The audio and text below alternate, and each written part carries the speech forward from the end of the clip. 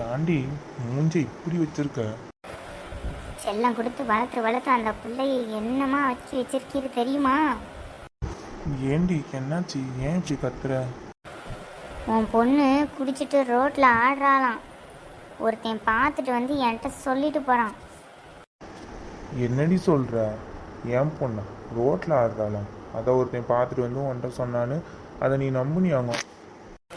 சும்மா எப்படி ஒருத்தன் வந்து சொல்லிட்டு போவான்?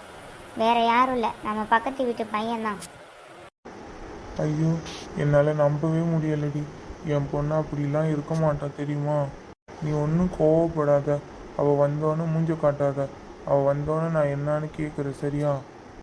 வந்தோன்னு எங்கே உன் பொண்ணுகிட்ட உன்னால் பேச முடியும்? அவள் தான் குடிச்சிட்டு ஆடுறான்னு சொல்லிக்கிட்டு இருக்கேன். போத தெளிஞ்சோன்னு கேளு. அப்படிலாம் ஒன்றும் இருக்காதுன்னு சொல்கிறேன், நீ ஏன்டி அதையே சொல்கிற?